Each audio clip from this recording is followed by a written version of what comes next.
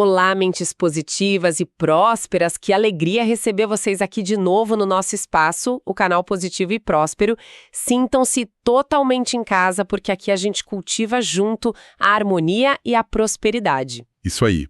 É muito bom estar aqui novamente. E então, como é que estão as reflexões por aí sobre esse poder imenso que mora dentro da gente?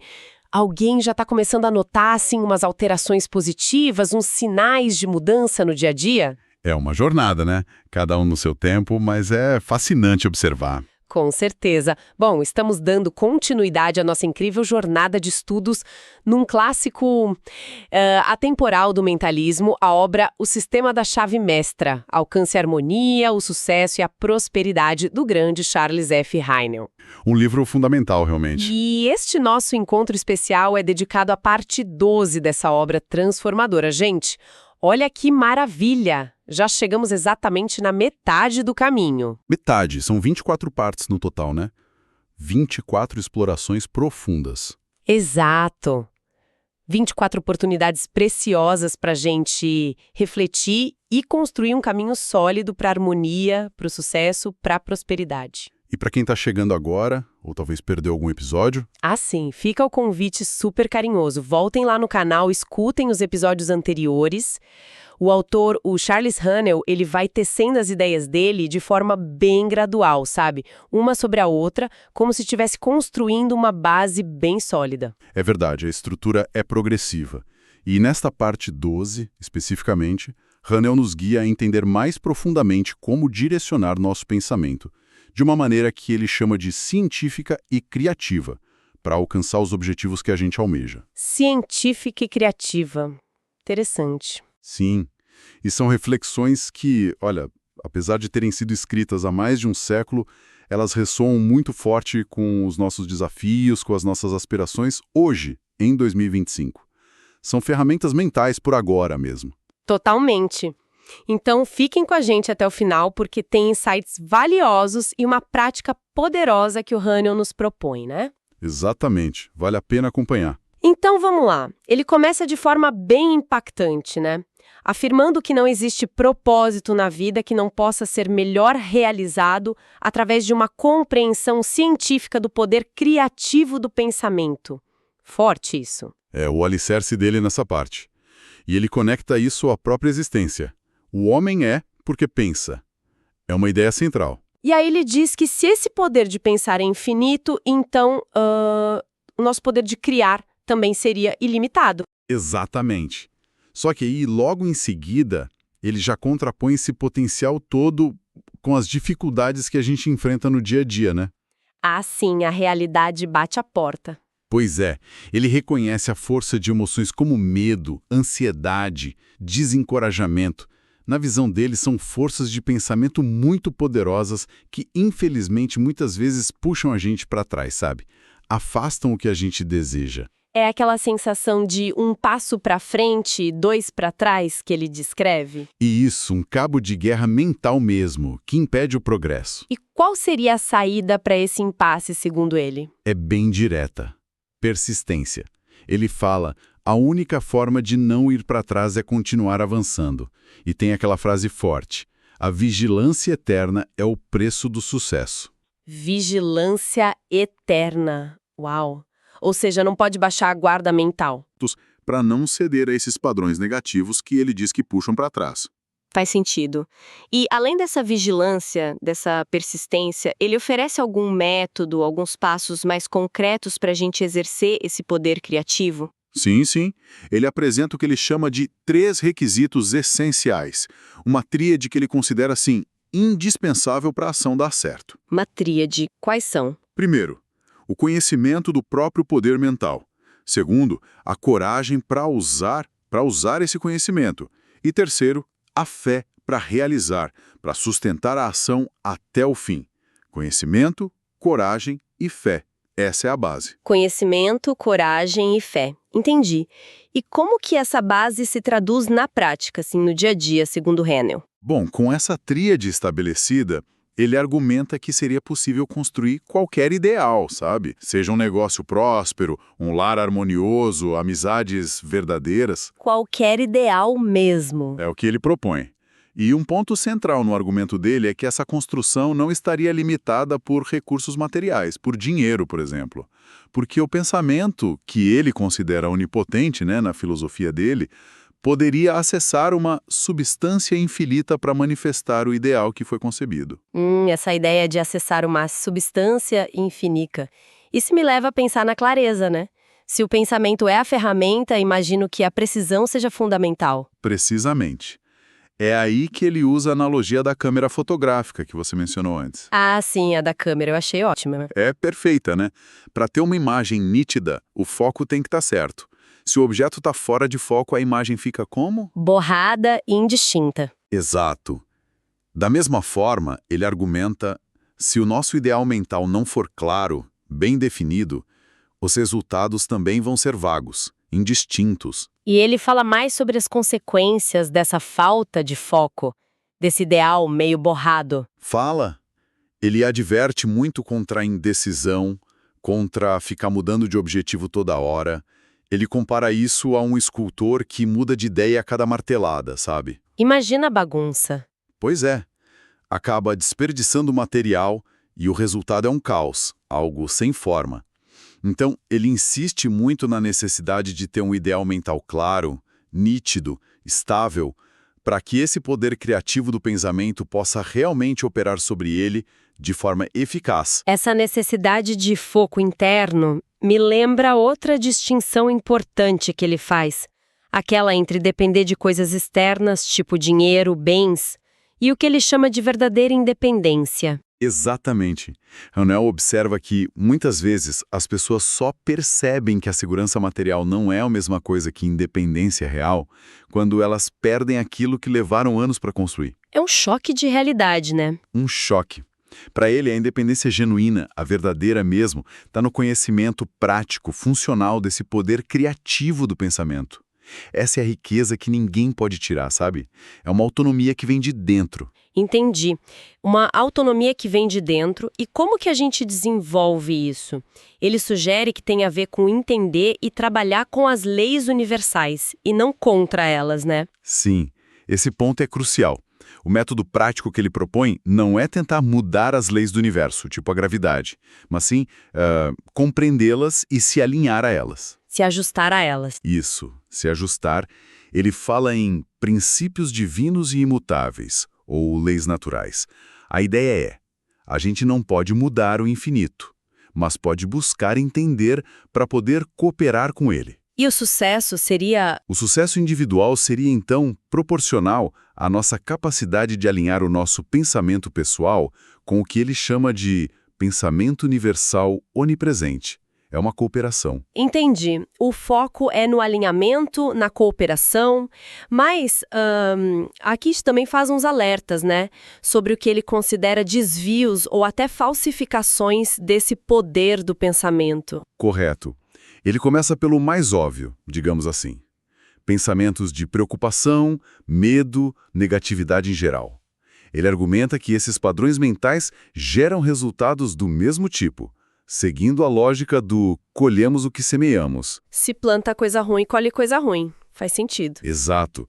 Se a semeadura mental é negativa, a colheita também vai ser. E além desses padrões gerais, ele menciona algumas práticas mais específicas da época que ele via como problemáticas ou, sei lá, ilusórias. Sim, ele descreve algumas práticas, e é importante a gente lembrar que estamos relatando a perspectiva dele, lá do início do século XX, tá? Claro, é a visão do autor. Isso.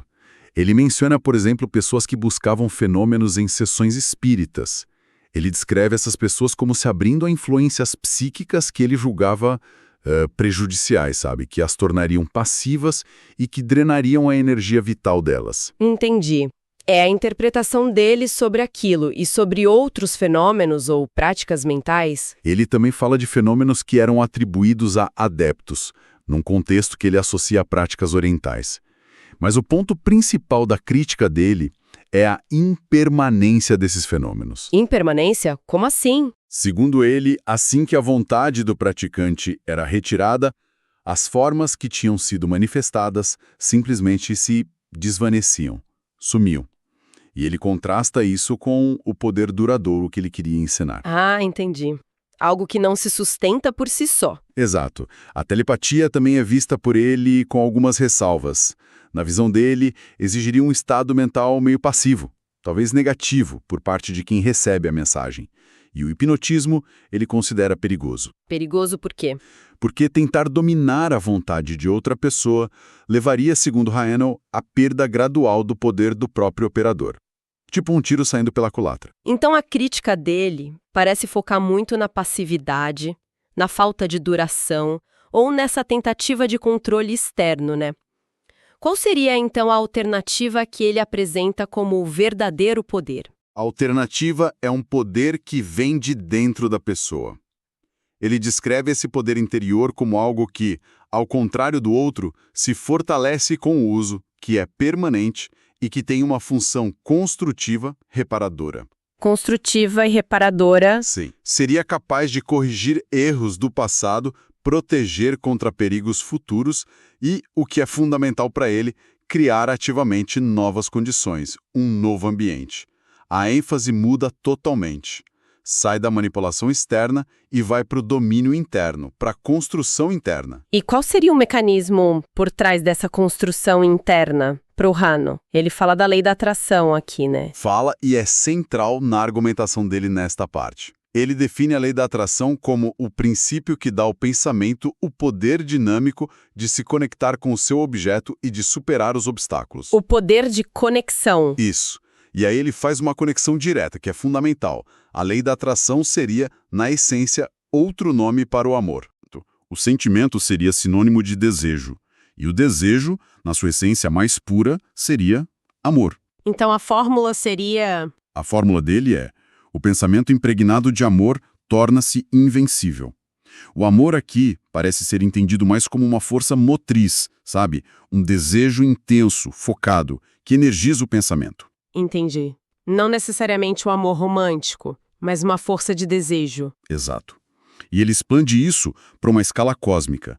Ele vê o amor, ou a lei da atração, como a força que une tudo no universo. Desde os elétrons formando átomos, os átomos formando moléculas, até as moléculas formando mundos. Uau! Bem abrangente. Totalmente. É apresentado como um princípio universal por baixo de tudo: filosofia, religião, ciência. E é essa combinação de pensamento focado com amor ou desejo intenso que, segundo ele, explicaria por que, ao longo da história, as pessoas acreditaram que um ser pessoal atendia às preces delas. Seria a lei operando em resposta a essa união mental e emocional. Uma explicação bem interessante para essa crença. E ele insiste bastante na confiabilidade dessa lei, né? Comparando com outras leis da natureza. Muito. Ele é enfático quanto à natureza infalível, exata das leis naturais como a gravidade e a eletricidade. Ele argumenta que elas operam de forma consistente e irresistível sempre. E usa aquelas analogias. Sim. Se uma ponte cai, a gente não culpa a gravidade por ter falhado, né? A gente procura erros no projeto, na construção. Verdade. Ou se a luz apaga, não é culpa da eletricidade em si. Exato. A gente vai ver a fiação, o disjuntor. O canal de distribuição pode ser imperfeito, mas a lei em si, não. E ele aplica essa mesma lógica para a lei da atração. Sim. Ele diz que se alguém tenta aplicar a lei da atração e não consegue os resultados que esperava, a falha não está na lei. A falha estaria na compreensão ou na aplicação da pessoa. Seria como errar uma conta de matemática. Perfeito. Como tentar resolver um problema matemático super complexo sem saber o método certo. O erro estaria na abordagem, não nos princípios matemáticos. A lei estaria sempre ali, operando.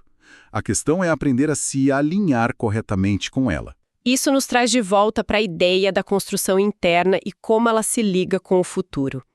Como é que Hanel descreve essa dinâmica? Ele coloca uma sequência. Primeiro, a criação acontece no plano mental, ou espiritual, como ele chama. Depois, ela se manifesta no plano externo, físico. Primeiro dentro, depois fora. Exatamente. Então, ao governar os nossos pensamentos hoje, no presente, a gente estaria moldando os eventos de amanhã, do futuro. E o desejo educado. Desejo educado. É, um desejo claro, focado, carregado de sentimento. Esse seria o meio mais potente para ativar a lei da atração e direcionar essa criação futura. E ele fala sobre como desenvolver a capacidade mental para a gente sequer conseguir pensar nessas novas realidades. Às vezes parece tão distante, né? Fala, e é um ponto super interessante que até antecipa umas ideias mais modernas de neuroplasticidade, sabe? Sério? Como assim? Hanel explica que a gente precisa primeiro criar as ferramentas mentais. Ele usa a imagem de desenvolver células cerebrais vibratórias correspondentes para poder receber e entender ideias novas. Ah, tipo preparar o terreno na mente. Isso, por isso que às vezes a gente tem aquela incredulidade inicial quando ouve algo muito diferente, faltaria o receptor mental adequado. Faz todo sentido. Então ele sugere que se a ideia da onipotência da lei da atração parece muito nova ou difícil de acreditar, a pessoa deveria começar a construir essa capacidade de receber. Como? Através da concentração e da atenção focada. Concentração e atenção focada. E onde ele sugere que esse trabalho mental deve ser feito? No que ele chama de santuário do silêncio. Ele enfatiza muito a relação entre intenção e atenção. A intenção governa a atenção e afirma que o verdadeiro poder vem do repouso mental. O poder vem através do repouso. Interessante. E é pela concentração profunda, que a gente alcança nesse estado de quietude, que se acessaria pensamentos mais profundos, sabedoria, um potencial maior. Então, o silêncio para ele não é só a ausência de barulho, é um estado ativo de conexão. É isso. Exatamente isso. No silêncio absoluto, segundo Hanel, a pessoa entra em contato com o poder da mente subconsciente, que ele considera a fonte de todo o poder e o lugar onde a gente aprende a tal lei imutável. Então, sabedoria, poder, sucesso duradouro, tudo viria de dentro. Seria um desdobramento, um unfoldment, como ele diz em inglês, algo que se revela a partir de dentro. E para ajudar nesse processo todo, ele propõe um exercício prático nessa parte 12, né? Sim, ele dá um exercício para ser feito regularmente, seguindo a linha dos anteriores. As instruções são basicamente encontrar aquele local tranquilo de sempre, a posição confortável habitual. Criar o ambiente. Isso. Aí relaxar completamente o corpo e a mente, soltar toda a tensão. Depois, buscar conscientemente realizar a unidade com a onipotência. Sentir essa conexão profunda mesmo. Sentir a conexão. E depois? O passo seguinte é perceber que a própria habilidade de pensar é a nossa ferramenta para agir sobre a mente universal e para trazer essa mente para a manifestação, suprindo qualquer necessidade que a gente tenha. Entender o pensamento como ação sobre o universal. Exato. E, por fim, reconhecer que o nosso potencial interno é exatamente o mesmo que qualquer outra pessoa já teve ou terá. Que somos todos expressões do um, partes do todo. A diferença que a gente vê não é de tipo ou qualidade de poder, é só de grau. Grau de reconhecimento e de uso desse poder que é universal e compartilhado. Uau! É um exercício para internalizar mesmo esses conceitos, né? Para sentir na pele. E para fechar a parte 12, Hanel ainda traz uma citação, se eu não me engano. Traz sim. Uma citação atribuída a um tal de Wilson, que diz assim: o pensamento não pode conceber nada que não possa ser trazido à expressão. Aquele que primeiro o enunciou pode ser apenas o sugestor, mas o realizador aparecerá. Forte. Quer dizer que se a gente consegue conceber na mente... E isso, a manifestação, o realizador, eventualmente aparece.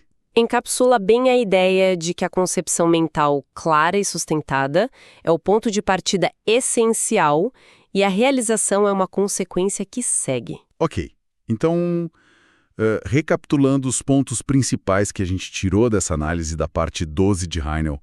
Primeiro, a ideia do pensamento como um poder criativo fundamental. Isso. Depois, a necessidade de superar os obstáculos mentais, tipo medo e ansiedade, com vigilância e persistência. Aí vem aquela tríade: conhecimento, coragem e fé, como base para a ação. E a importância crucial da clareza, do foco no ideal mental.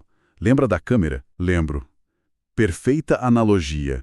E também a distinção entre depender de coisas externas e a independência que vem de dentro, baseada nesse poder do pensamento. Certo. E a necessidade de se alinhar às leis universais em vez de tentar lutar contra elas. Exato. Sem esquecer a crítica dele àquelas práticas que ele considerava falsificações, né? Aquelas focadas no externo, que eram impermanentes ou manipuladoras na visão dele. E, em contraste, ele apresenta a lei da atração como essa união poderosa de pensamento e amor, ou desejo intenso. E defende a infalibilidade dessa lei, comparando com a gravidade, a eletricidade, lembrando que a falha estaria na nossa compreensão, não na lei. E a ideia de que o nosso presente mental está moldando o futuro externo. Isso. E, finalmente, o papel super importante do silêncio e da concentração para acessar o poder interior e até para desenvolver a capacidade da mente de receber novas ideias. Ufa! Bastante conteúdo denso mesmo. Olha, pensando nesses conceitos todos, que tem mais de um século, qual seria uma reflexão que fica para quem está ouvindo a gente hoje em 2025? Um contexto tão diferente, né? Tão acelerado, cheio de informação por todo lado. Olha, uma reflexão interessante talvez seja justamente essa. Num mundo que puxa a nossa atenção para fora o tempo todo. É notificação, é notícia, são demandas externas sem fim. Como que a gente pode aplicar essa disciplina da concentração e da clareza de propósito que o Heinel tanto enfatiza? É um desafio enorme hoje em dia. Com certeza. Então, será que essas ferramentas que ele propõe, a vigilância mental, o foco no ideal, a busca pelo silêncio interior, será que elas ainda teriam um papel importante para ajudar a gente a navegar essa realidade complexa de hoje? Ajudar a gente a ser mais ativo na criação da nossa vida, moldando de dentro para fora, em vez de só ficar reagindo passivamente a tudo que vem de fora. Fica a pergunta, né, sobre a relevância e a aplicação dessa disciplina mental nos nossos tempos tão agitados. Uma ótima reflexão para a gente levar. Exatamente. Para pensar a respeito. Bom, pessoal, nossa imensa gratidão a cada um de vocês pela companhia, pela energia, pela interação aqui no Positivo e Próspero. É muito bom ter vocês com a gente. É muito gratificante mesmo ver o interesse crescendo por esses conhecimentos que, olha, realmente têm o poder de transformar vidas. Continuem nessa busca. E nunca se esqueçam, praticar a gratidão todo dia é um dos combustíveis mais poderosos para uma vida verdadeiramente próspera. Fica a dica. Com certeza. Sigam acompanhando o nosso canal, porque cada encontro aqui é mais um passo, mais uma reflexão, para a gente efetivar as mudanças que levam à abundância que todos nós merecemos. Isso mesmo. Fiquem ligados. Em breve a gente vai publicar nosso próximo episódio, mergulhando juntos na parte 13 de O Sistema da Chave Mestre. A jornada continua. Continua. E lembrem-se, a constância é fundamental nesse processo, viu? É como ligar e manter ligado o disjuntor da nossa mente para essa nova realidade positiva e próspera. Boa analogia. Gostaram da nossa exploração de hoje? Então não esquece, deixa seu curtir. E se ainda não faz parte da nossa comunidade, inscreva-se no canal Positivo e Próspero. Isso. E ativem o sininho das notificações para não perderem nada. E sintam-se à vontade para compartilhar este conteúdo com amigos, familiares, com quem vocês sentirem que também busca mais harmonia e prosperidade. Para quem quiser ir ainda mais fundo, a gente recomenda explorar a obra original do Charles F. Hannell, claro. E não deixem de navegar pelo nosso canal. Gente, temos mais de 70 vídeos já, explorando a lei da atração e muitos outros temas conectados a uma vida mais plena. Tem muito conteúdo bacana lá. É verdade. E um agradecimento super especial à nossa comunidade que não para de crescer. É maravilhoso saber que já somos quase 160 mentes positivas e prósperas conectadas aqui, vibrando juntos nessa jornada rumo à abundância. Muito obrigada, pessoal! É uma honra fazer parte disso. Obrigado a todos. Desejamos a todos muita luz, muita positividade, muita prosperidade. E até o nosso próximo encontro. Tchau, tchau. Até lá!